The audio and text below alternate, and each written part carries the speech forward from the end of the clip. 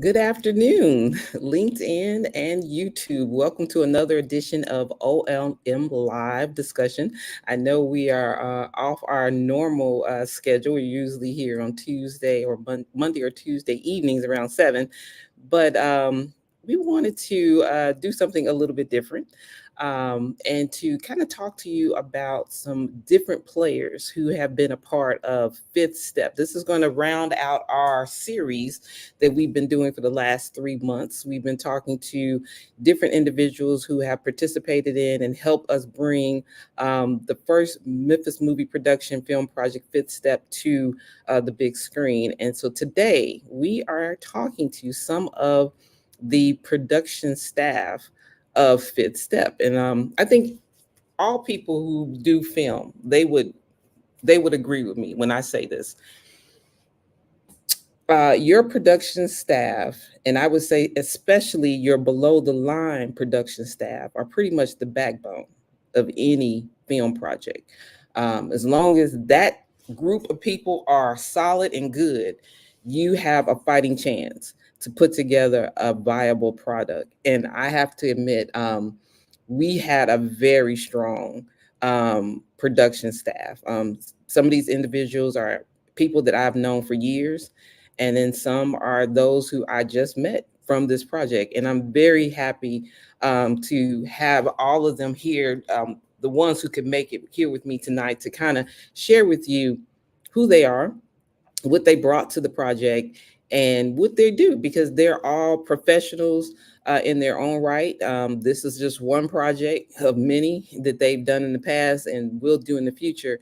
And we wanted to make sure that you all are aware of who they are and what they do. I can't not mention our sponsors. We had several sponsors who were there to allow us to make this project come to life. Our MMP patrons is what we call them. First and foremost, Frontline Solutions, funded by the Bill and Melinda Gates Foundation, was the main funder for this project, followed by our friends with the Tennessee Entertainment Commission, community partners, Power Media Solutions, the Pinnacle Bank, and Immaculate Facility Services. So these were the community partners and individuals who basically put up the money to help us beta test this program, and I can't thank them enough. And we're going to hear from them throughout this broadcast. So without further ado, I'm going to bring forward our first guest for the podcast right after this brief announcement.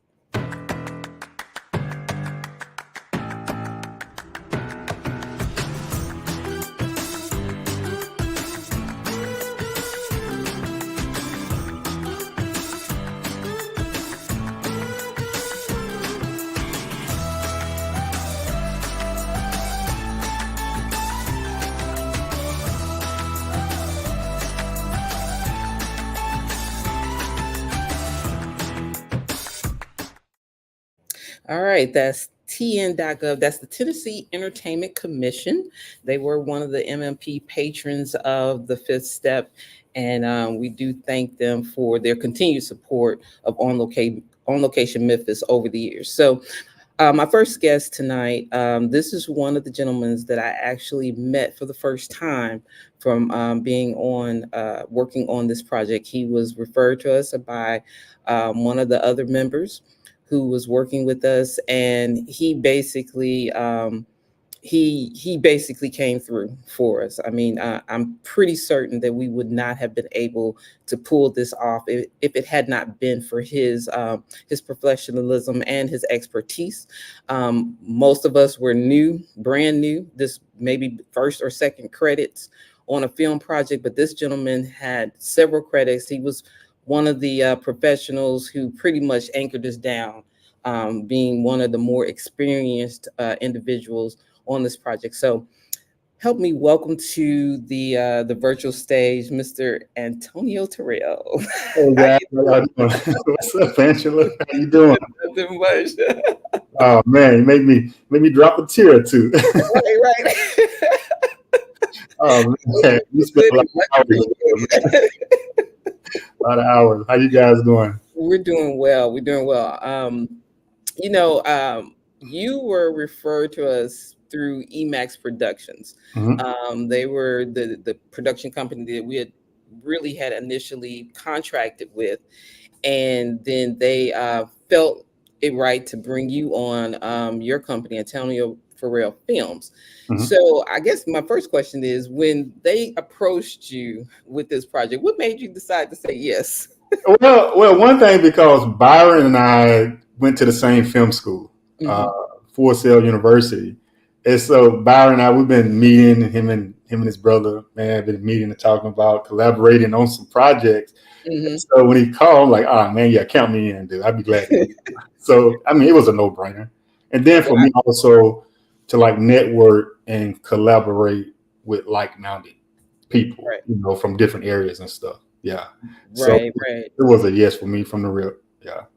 We definitely appreciate you saying yes, because you have definitely been uh, a blessing to this project, to say the least. Now, when did you all go to school? So I went to film school in 2014 and graduated in 2017. Okay. Took it online, and how Angela I got involved in filmmaking was just it's a crazy backstory behind it. By trade, I'm a hairdresser, like 30 years in the game. Oh, And really? yeah, absolutely, man. Which is crazy because a lot of Yeah. people said when they hear me say something about hair, it catch them off Hmm. guard because I never applied for that Hmm. department. Hmm. And so I was at a show, matter of fact, in Memphis at a trade show. And Hmm. one of my colleagues, she had all this new equipment. And I'm like, man, where you get that equipment from? She was like, I'm in film school.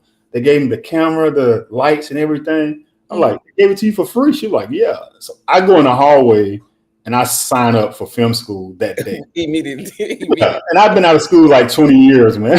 Right, But not knowing what it's gonna take, man, it right. was very stressful, Hmm. demanding. But I ended up, coming out second in the class. I guess what you call it, Right, valedictorian or something like that. Uh, right. yeah. So Byron and I had a couple classes together, Hmm. and Byron told us that, man, that motivated me, man, when they were showing your projects in class. He was Hmm. like, I know that guy. So yeah, graduated in 2017. So I haven't really been a filmmaker that long. So, how long did it take you to go through school? So it was a fast-paced school, it was like 3-year program, even Okay, online. But it took okay. a minimum about 40 plus hours a week on top of your personal life, Hmm. your own, filming stuff. I mean, I was doing trade shows, working behind the chair, and doing film stuff. And you got to meet Hmm. that 11:59 deadline Hmm. every day. Yeah, To turn in yeah, those yeah. assignments, man. Okay. And Full Sail, where is that school It's in located? Orlando. It's in Orlando. So you were in Actually, Orlando? Winter Park, which is outside of Orlando. Okay, Yeah. okay. All right, excellent, excellent. And I So, think Byron went on site to get a MFA in it, I think. okay. Yeah. So once you graduated, did you go directly into, starting your film production company, or did you? Yeah.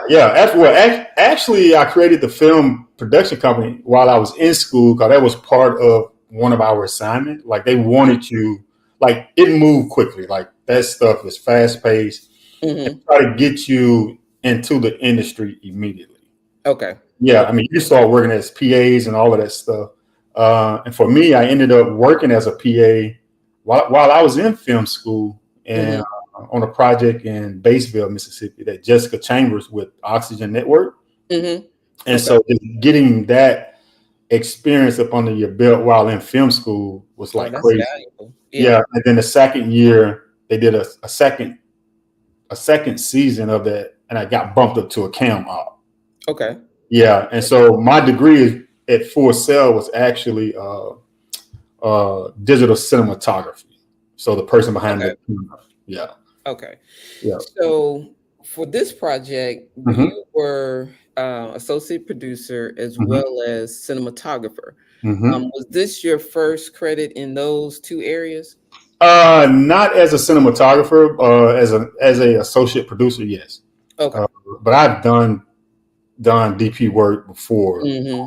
other projects. Hmm. Also, cam operator, and I mean, cinematographer, director, photographer, pretty much the same thing. It just depends on how the person want to be credited and stuff like that. But as a first or second cam operator, I've also did projects like that. Yeah. And so you also was the editor. Yeah. Project. And that process really, it really, I guess you could say, it surprised me, because I went to school for like television and film production way back, way back in the day in the late 90s. Okay. So I had like a working knowledge of how to edit, how to edit audio, how to edit video. I worked in radio for a period of time, editing I didn't know that. audio and things like that right out of undergrad. So I was kind of familiar, but editing a film project, that's like a whole nother animal. I mean, it's so many moving parts and pieces. How is it working with, because I know we work together, but then also working with the sound engineer? Yes. So, the process is, I guess, to answer that question, is knowing the process. Because when you're collaborating with other people in other department, just like us, you got the file from someone, then y'all guys hand it off to me, and then the file was structured a certain way according to the first editor, and then co-editor and all that stuff. And so you had to like organize yourself in a way to make handing the files off to someone like Ari, the sound guy, or Jason, the colorist. Jason, the colorist and stuff. And then when you're working with different software, like that can be very challenging.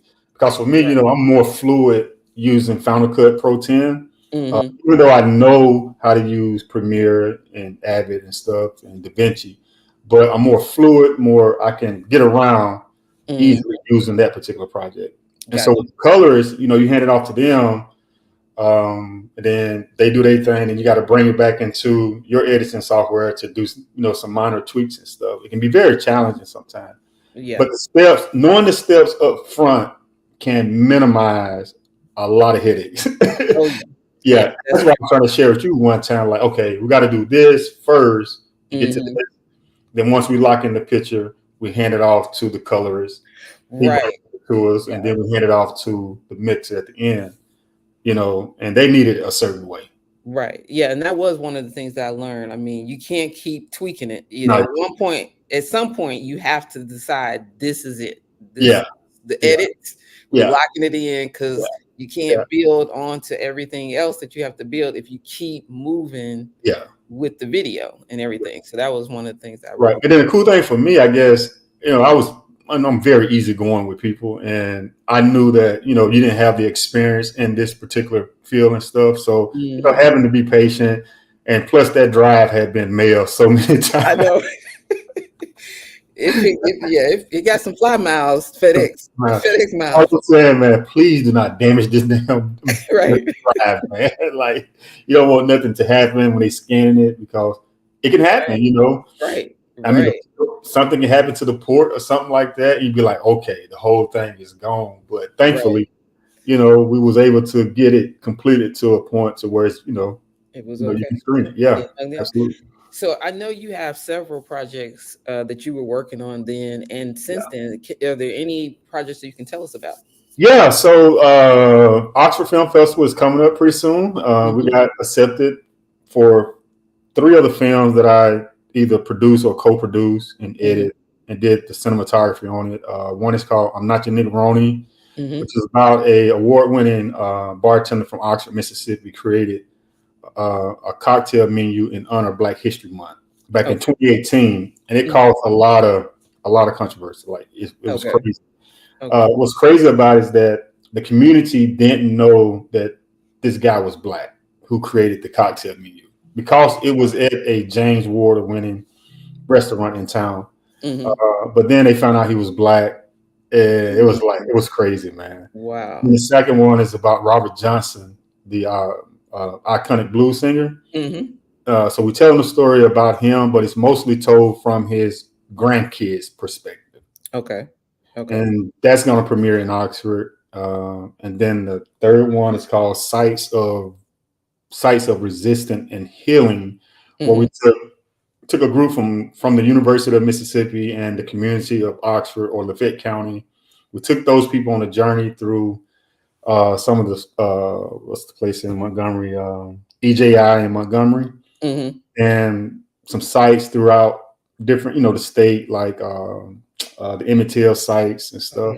So we documented those events and put together a piece and try to tell the story.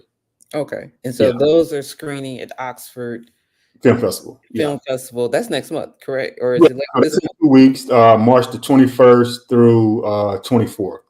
The 21st to the 24th. Okay. And then are they headed to theatrical release or digital streaming, or what do you so I'm probably gonna run the first one, I'm Not Unique Roni, to probably through the festivals. We got picked up in DC, got picked up in Houston. Also at the festival, we try to give film goers like a transformative experience, meaning that Joe, the bartender, is going to make some of the cocktails that was mentioned in the documentary and tell you the backstory behind them. So you actually don't get a chance to taste some of the cocktails that you mentioned. And so we're going to do that today. And I think DC want to do something similar to that. Okay. And so we're going to take it around the states. Not sure about streaming. This was filmed during COVID. No, right there before COVID. And then COVID happened, and then the venue that we filmed at went out of business. And so it was like I had tabled the project. I had actually put it on the back burner and was like, man, I'm not going to release it. Joe don't have time to do a reshoot. I don't have time. And then one of my colleagues was like, hey man, just finish the project, just edit, put pieces together and stuff like that. And so we was able to do that, and it came out pretty good. Yeah. Okay. Excellent. Well, I truly appreciate meeting you through this process. And I'm looking forward to us working again in the future. Absolutely, man. And I just thank you for being with me today. And hopefully those who are watching this video now or on the replay, remember Antonio Terrell, you need a cinematographer, you need an editor, you need an associate producer. That's your man. All of it. He can do the whole thing. He can do that. We got it. All right, we'll be right back. Power Media Solutions, where your vision meets our expertise. Whether you're a small business looking to make a big impact or an established brand aiming to stay ahead, we've got the strategies to propel you forward. Visit our website at powermediasolutions.com or call us at 901-208-1176. That's 901-208-1176. Power Media Solutions. If you want it told, we are the ones to tell it. All right, and we're back. That's Power Media Solutions, headed by Sharon Rooks. She's also the marketing director for On Location Memphis and a longtime friend of mine. And so I'm just so pleased that she thought enough of us to be a sponsor of this film project. And she's been working closely with me ever since we started this whole process. So keep that in mind if you need a PR person or someone to help you with social media marketing and such. Power Media Solutions is the way you should look. So now, as we move right along, this next guest that I want to bring to the virtual stage is he was actually referred to us by our producer, Margaret Hatter. And because we were going to need some volunteers, and she said her friend who has an extensive background in film production. She said he thought, hey, he had some extra time. He wouldn't mind helping out, whatever. It would be no big deal. And so Peter Bloom, he did come. He pitched in. He, wherever we needed him, he was there for us for the whole 4 days. And I definitely could not have this live stream and not include him because I really want all of us to learn about what he does in film production. Welcome to the virtual stage, Peter Bloom. Hi, Peter. Hey, how are you? I'm fine, and you? I'm doing great. Well, I'm glad you were able to join us this afternoon. So So Margaret is the one who asked you to volunteer. So I'm asking everyone. So what were your thoughts when she came to you? Because I know you have an extensive background, in television film production. So what were you thinking? Well, at the time, actually, I went to her because she was talking about that she had this project. She had another one that she is working on. That's I guess correct. about 6 months earlier, Yeah, and I a said, sick "Oh, beat. Mhm. I'd love to get involved. I'd love to get involved in this." And for me, it was, let me call it a return to my roots. Okay. And then I'll get to kind of where I'm at right now. Mhm. I'm not going to tell you how long ago, but I went to film school too. Okay. But at that time, it was actually film, and when I say scrape, scrape, scrape, glue, glue, glue, Okay. and Okay. so I mean it's film school, Right. at University of Kansas actually, Mhm. and I actually worked as a PA both in LA and in the New York area, so that's Okay. why I say going back to my roots, Mhm. and so I knew that it meant a lot of gopher. Mhm. And that was some of what my role was at Fifth Step. Mhm. I think it's one of the most important roles, I think, for the people that It are was. there, It which is. is getting the food. Getting the food and shuttling people back and forth to set, and Mhm. also just being that extra set of hands and eyes and ears. Um, you need someone, especially someone who knows, has an idea of what's going on. Because if Mhm. you have someone who's doing that and they're not able to contribute outside of that, it's you appreciate what they're doing, but you were definitely a added bonus. You provided an added bonus because of your education and background in the area. Yeah, well, I appreciate you saying that. It's nice to be appreciated. Absolutely. And for me, it was my career has actually been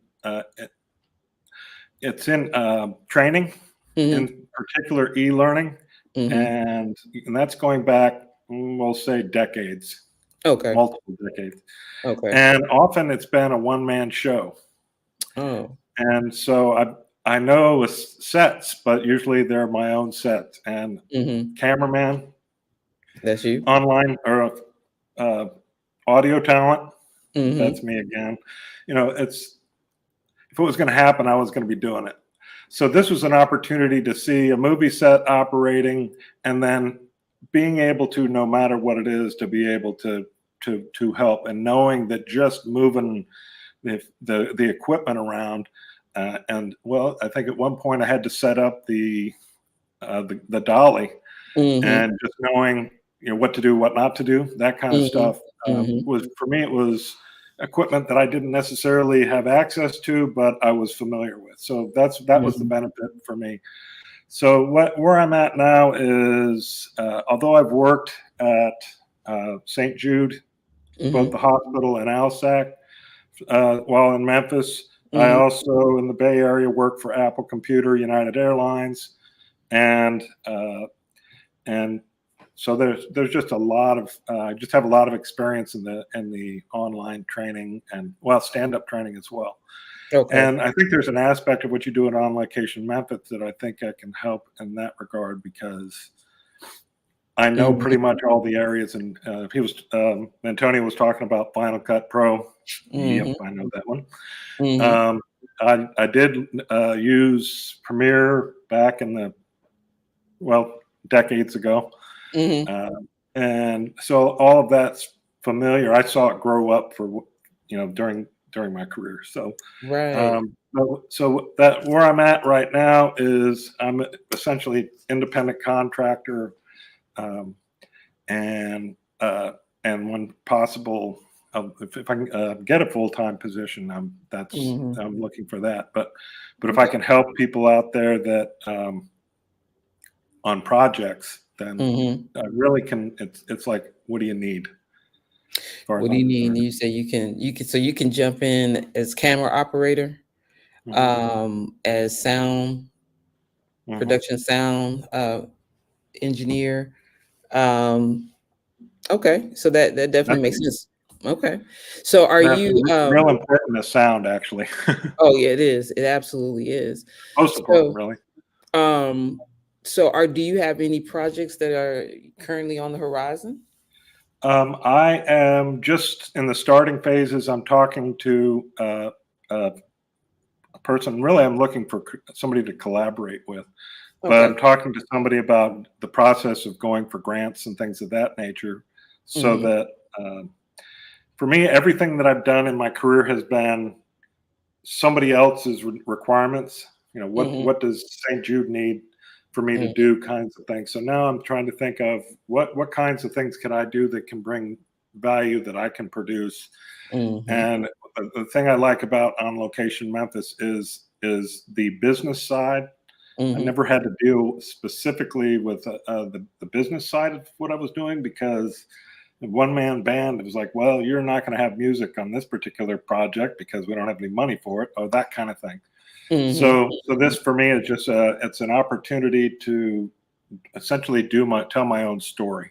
It's Okay. as you can tell, late in my career, um, but um, but I still have a story to tell.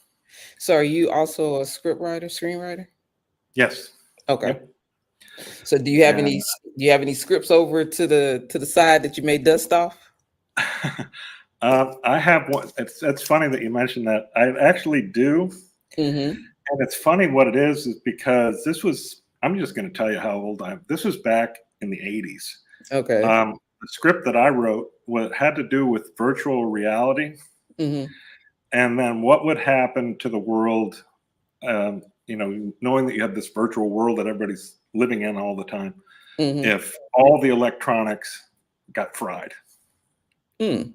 So part of it is just showing how you can get lost in the virtual Hmm. world, and part Hmm. of it is how do you show resilience and survive in a world without Hmm. technology. So that's my script. If somebody's Interesting. interested in, Well, I could just dust you it all off. are hearing it right here this afternoon. So if somebody is listening and you're interested in a collaboration, uh, Yeah, reach out to Peter Bloom. He is definitely in the Auteur Club. yeah. You can find him there if you're interested. But Peter, I just really appreciate you joining me this afternoon, and I appreciate what you brought to the film Fifth Step. Thank you. Glad to be a part of it. I'm grateful. Awesome, awesome. So we'll be right back.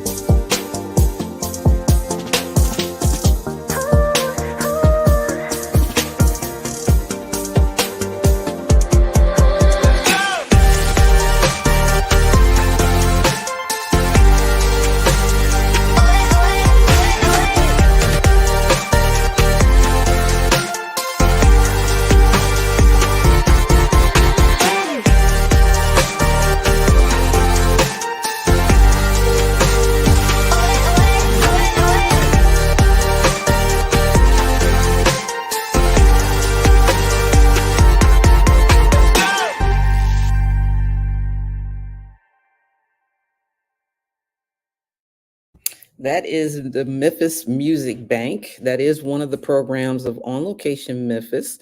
So if you have any need for music for your television, film, or visual media project, please go to Memphis Music Bank, banq.com, and peruse the music. And if you can't find what you're looking for there, just reach out to us because our producers can create custom content. And speaking of the Memphis Music Bank, this next guest that I am bringing to the virtual stage, he is a member of the Memphis Music Bank. And he has been with me from pretty much from the beginning. I started formulating this idea of the Memphis Music Bank and the whole concept of really bringing scoring to the forefront back in 2018, 2019. And we hosted a gentleman, Dr. Andy Hill, over at Rhodes College. and we did a music scoring masterclass over the weekend, a Saturday and a Sunday. And this gentleman was a part of that first and only class that we've done in person. And he has been with us ever since. So that was before the pandemic, that we hosted that class in person. And so I want to bring to you Mr. Tony Forte. Hey, Tony, how you doing? I'm doing all right. How are you, Angela? I'm doing well. When I really started thinking about it, I was like, man, it's been some years. I know. Yeah, it's been a while. I know the time goes by so fast. It certainly does. So, just let everybody know, how did you even hear about the Memphis Music Bank initially? Initially, it was from the Talent Development Complex, the consortium downtown that David Porter had organized. Yes. I took his inaugural class when he first started that, and then he opened up the studio down the street. And yeah, the whole idea of it was to get people linked in with different music opportunities in the city and whatnot. And Memphis Music Bank came up, and as you know, I'd been looking into trying to figure out how to do music for film. So once I saw that was a thing, I reached out to you, and I'm certainly glad I did. Yeah, I guess you say the rest is history. Yes. Absolutely. So because I think we were really just getting started back then.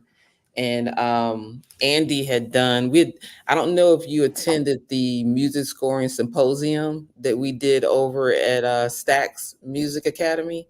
I don't know if I went to that one. Was that also with Andy?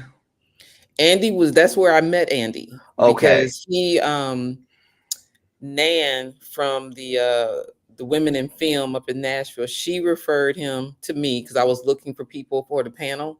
And he was one of the individuals that she referred to be on one of the panels. And with his extensive background in, music scoring, having been a VP of music with Disney back in the 90s and worked on, several major film projects for them, he just brought such a wealth of knowledge on scoring. And I think because he's a musician, he kind of attacked the whole scoring thing from a different perspective. Maybe you can kind of elaborate on what was his technique that he taught in that masterclass for scoring. Yeah, the one that I had the chance to attend was definitely approached from a musician's perspective, and I'm typically more like a visual learner. So for me, it was definitely seeing him break down the Logic files and just being like, this is a basic score. I used like 18 instruments, I believe. One of the mornings we walked in, he was like, this is honestly a little light. Things like that just kind of gave you more of an idea of the scale of what you want to work with. That definitely put things in perspective. And also just, very basic things like using a MIDI keyboard I wasn't terribly familiar with. And he was like, the pressure you apply to the keys will determine how the notes sound. So be careful with this, be careful with that. Typically when you're making something, you have to be very confined to like a grid, the template of the tempo and whatnot. And, him saying stuff like, a lot of these scores won't even have meter, or, you can free form it if you want to, and if that's what it calls for. Just the kind of standard practical things you would do for a typical band that you would mix. What I was mostly familiar with, just kind of, I don't want to say thrown out the window, but you can be a lot more open with it. And that was definitely something that was helpful to hear from another musician, because throughout your life you get so many different perspectives on how to do the same exact thing, basically. It gets kind of box, so to speak, kind of put into a box, and you get repetitive in how you attack a certain skill or a certain project and that sort of thing. I think for me, because I had to sit in those classes. But Right, I you remember. know, I wasn't participating, but I was sitting there listening. And what really kind of struck me was when he talked about, and I guess this would have fall under theory, how the different, you're looking at the scene and you're, of course, you would be working with the director who's kind of, they're kind of communicating to you what the feel of the scene is, what the, what the emotions need to be, and actually learning that there were certain notes that were assigned to emotions. So, there was a certain note if you want somberness, and there was a certain note if you want happiness or joyfulness and that sort of thing. And just recognizing that there was a science to how you, I guess, you crafted the score around what you were seeing and hearing so that you were actually evoking those emotions Oh yeah. out of the audience as they're watching it. And I know the mixer competitions, I think that's why they caught on initially, is because they really highlighted the fact that the music is having an impact on you, even though you don't even realize that it's Yeah. having an impact on you, Yeah. So that was one of the things that I kind of took away from it, from having sat through the classes. But I have to ask, I know he talked about different I guess, libraries of instruments Right. that you can use to create that score. How do you feel or about using digital instrumentation as opposed to live musicians? Is it, you feel good, bad, or you think there's just a place for both of it? Oh, I think there's a place for both, definitely. I mean, we're obviously in a world now where everyone does stuff at home anyway. Mm-hmm. That's become so the norm that it probably, like you said, depending on the libraries you get, it's hard to tell a lot of times. I mean, I'm sure there's only, at most several tens of thousands of people on the planet that can be like, Mm-hmm. this came from a real orchestra out of whatever, London. Right. Right. It takes a very well-trained ear at this point with how far digital instrumentation can go. I try to do it acoustically whenever is possible, Mhm. whether it's drums, Mm-hmm. bass or guitar or any other random instrument I have around, whether it's a mandolin or a banjo or something like that. I will take that opportunity. Mm-hmm. Another great thing Andy brought up were how accessible human orchestras are now. Like you can do Mm-hmm. them remotely for $99 an hour or something, Right. I believe he Right. said. Mm-hmm. So yeah, I mean, anything's possible. I think it's so common for people to just do it digitally now. I mean, and the sounds that you need for a film score anyway, I mean, they're all there. Mm-hmm. They're all Yeah. available. So I mean, to not use them, I think is a waste. Because Mm-hmm. it can Right. normally add to it. But I have met people that are real strict. They're just like, I don't like it how anything digital sounds, and it's just a preference, I guess. Yeah, I guess so. But Yeah. if you do it digitally, does it print out sheet music? My version of Logic does have like a piano score that you can just click and it gives you Mm-hmm. notes. So I mean, yeah, they can it just does everything now. It's Right. not that I have like, knowledge of how it was done 20 years ago because I wasn't Right. doing it then, but yeah, I mean every new edition that's constantly coming out every year has more and more available, and even the one I have from 4 years ago that I Mm-hmm. still use, even that had the sheet music there if I wanted to send it to anyone. Yeah, you can do it and they can just play it and Yep. everything from there. So for Fifth Step, you were one of the co-composers for that film, and you did do most of the really heavy emotional scenes for Fifth Step. How did you attack those scenes once you started looking to compose for them?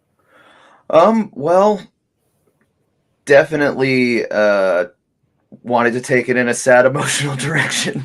Didn't want to make anything too happy, of course. That goes without saying. There were very Right. heavy scenes, lots of drama, Right. obviously a lot of heavy emotions that I tried to approach it with less is more first and see if I can add anything from there. Just, once again, great point that Andy elucidated in his class. If you have an intimate scene with one or two people, there should probably only be one or two instruments.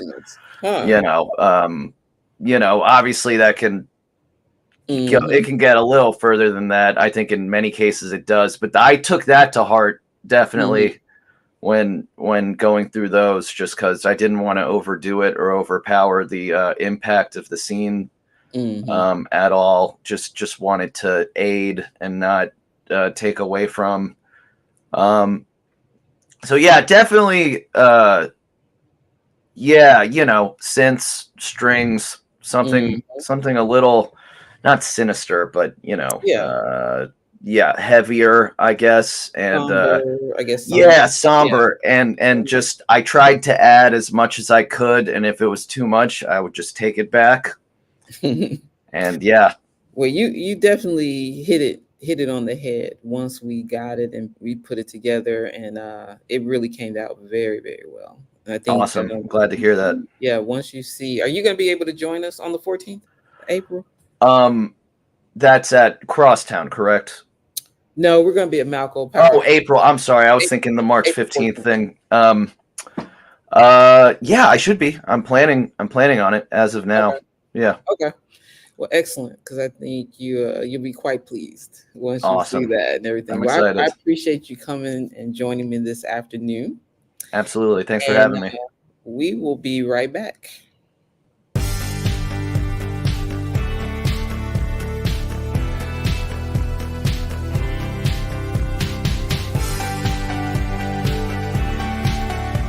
Hi, hello. I'm Christy with Pinnacle. We sponsor the Grizzlies, and if it's okay, we'd like to buy him a shirt. That one. And I saw you looking at one of these guys. Did you want one of those guys? Okay, why don't you pick out which one you want? That guy? Okay.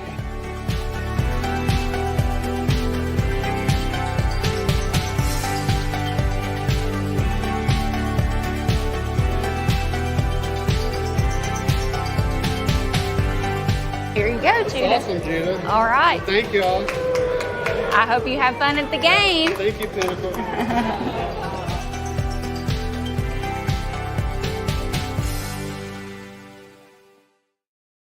All right, that's Pinnacle Financial Partners. They are one of the patrons of Fifth Step. My banker came through for me.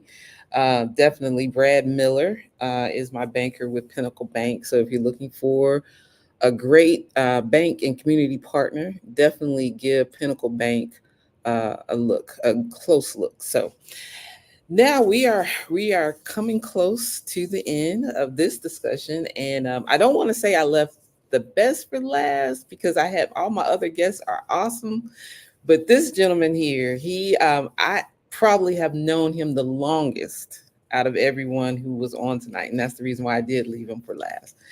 This is a friend of mine. He did my makeup. I met him over 10 years ago. He did my makeup for the very first photo shoot that I've ever done as an adult, and he did such an awesome job. And then a few years ago, we reconnected, because right after that photo shoot, I did not see him. I couldn't find him. I lost his number. I didn't know where he was to try to find him. And then just out of the blue, we ran into each other again through another mutual friend a couple of years ago. And we've been like this ever since. And I knew I was going to work on this project. And I told him, I said, hey, I'm working on this project. When I do it, I want you to do the makeup. And he said, just let me know. And when I was ready, I let him know. And he said, I'm with it. So I want to welcome to the virtual stage, Mr. Dante Arnold. Hey, Dante, how you doing? Hey, how you doing? I'm good. Thanks for that outstanding introduction. Absolutely. You are my buddy. That's for certain. Yes. We met, like I said, I was referred to you by, I believe it was Michelle Moore referred me to you when I was doing that photo shoot. Yeah. why don't you give the audience some background on what you do because you do hair and makeup, correct? That's right. Cosmetology, Okay. full cosmetology. Full And I've been in the cosmetology. business. Yeah, I've been in the business over 30 years. Mm. 30 some years now. And like you said, Mhm. full cosmetology, that's hair and makeup. However, as far as working in the film industry, I've probably been doing that probably like 10 to 11 years. Mhm. And like I said, full cosmetologist.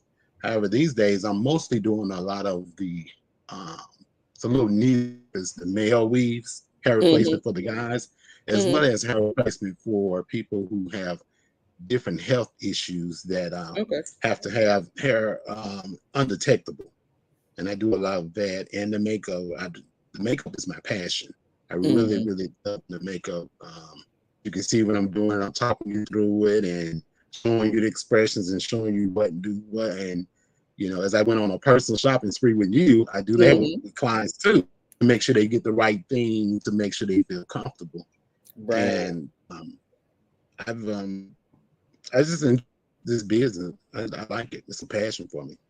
Awesome. So now, what kind of let us know some of the projects that you've worked on in the TV space? Because I know you've worked on projects in Atlanta. Yeah, I worked on a television show called The Game. I was a Mhm. makeup artist on that. I worked with quite a few celebrities down through the years. I worked with Men with Phil, worked on the Cheetah Girls, Mhm. several different shows. I worked with mutual fashion shows here and quite those with the Warner Brothers and trying to think. I'm a little older than I was. Yeah, Mhm. trying to think. Oh, And okay. I really do.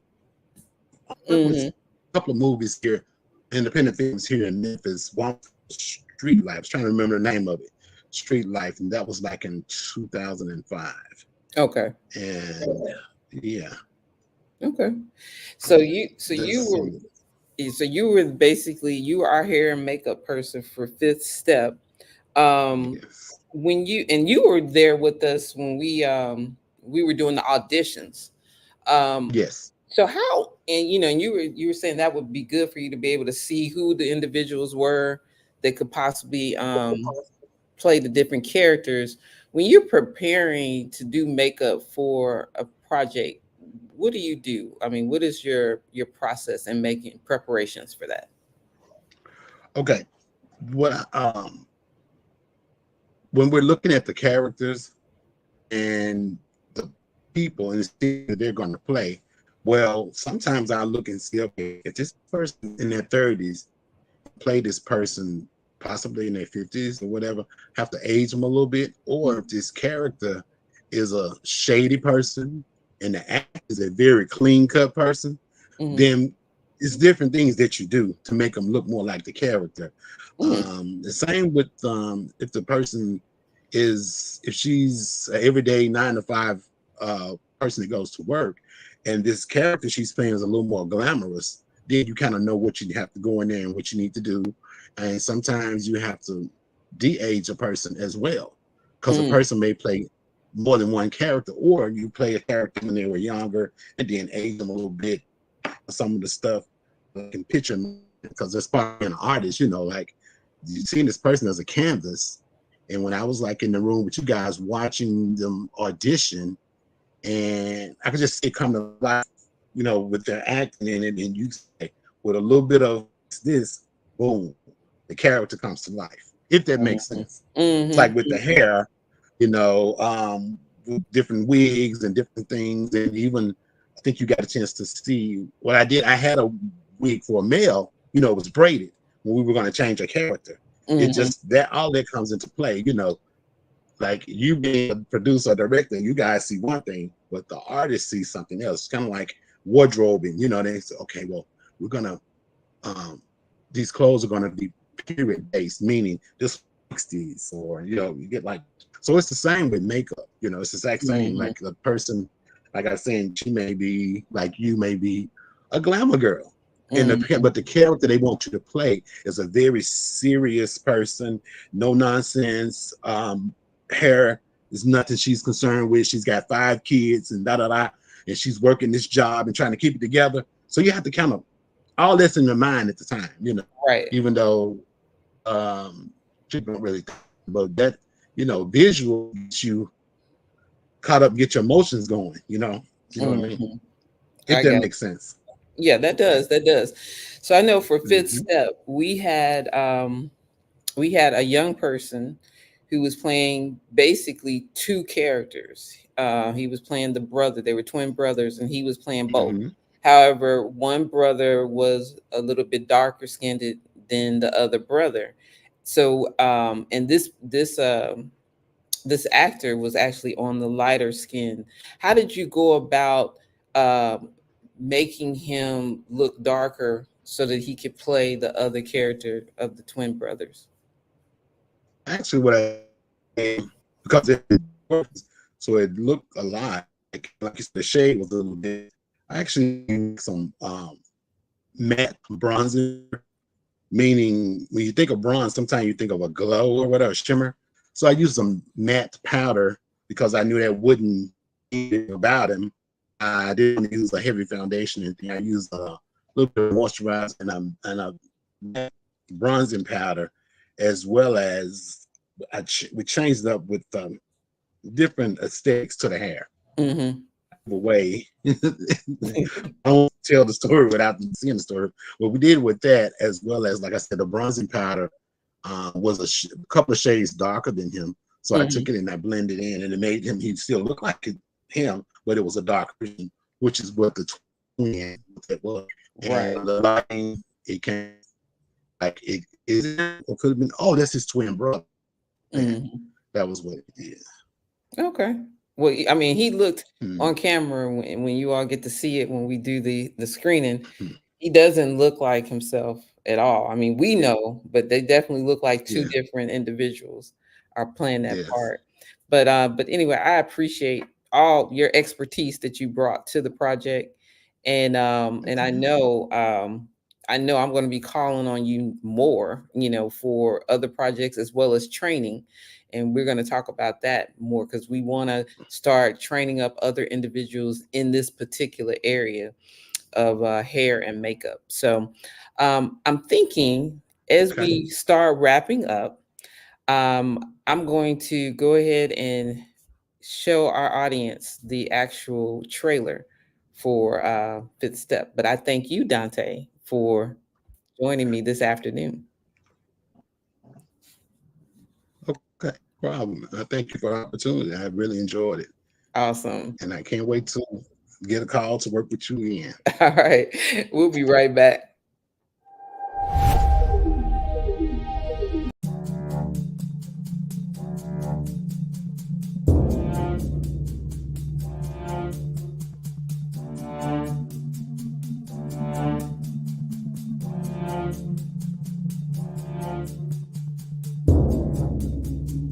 I'm outside my brother Spence's house.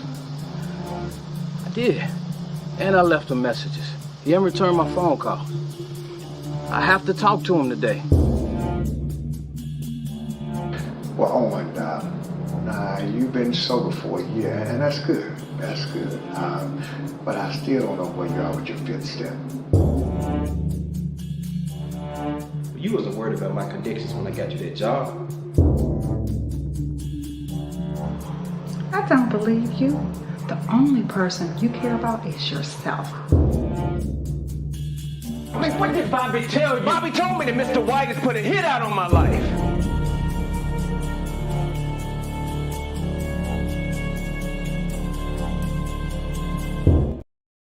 All right, that is the official trailer for Fifth Step. And just to remind everyone, the screening event, red carpet screening event, is scheduled for April 14th. We're going to be at Malco Powerhouse Cinema and Grill on Front Street. Tickets are on sale now. You can actually go to, I should have gotten this ready so that you all can see, because this is Humanitix tickets, but I need to put a banner up so that you all can actually see it, because it is kind of, it's different. But what you would need to do is just do a search for Memphis movie premiere on this site, and it would take you to where the tickets are being sold. Let me see. I'm going to get it for you all just a second. Just give me a minute. Okay, there it is. Humanitix.com is the website. So go there, do a search for Fifth Step movie premiere, and it would take you to where you can purchase tickets. We do have a VIP red carpet reception schedule, so you can get a VIP ticket, or you can just get a regular ticket. All tickets come with popcorn and a drink. And everyone, including the community, even if you have not bought a ticket to watch the film, you can attend the red carpet event so that you can participate and still be a part of the celebration. So hopefully you all will join us. And then also, we do have a survey going on right now. We do have a market survey. I have posted it in the chat. So please, please, please go to the chat. It's also going to be in the, I think it's going to be in the area below the video that kind of gives you the description of this, this live stream is the link for our market survey. We are trying to create different products and services and things surrounding this film project. And we just want to get a little bit more information from the community. So be sure to take that market research for us. So anyway, I want to thank you all for joining me tonight. I want to thank my guests again for being with us. And I want to be sure to remind everyone to join us come April 14th. And then if you're not able to join us April 14th, stay tuned. There will be other avenues for you to catch Fifth Step. But without further ado, I just want to wish you all a wonderful Sunday afternoon, and I will see you all on the next live stream. Good night.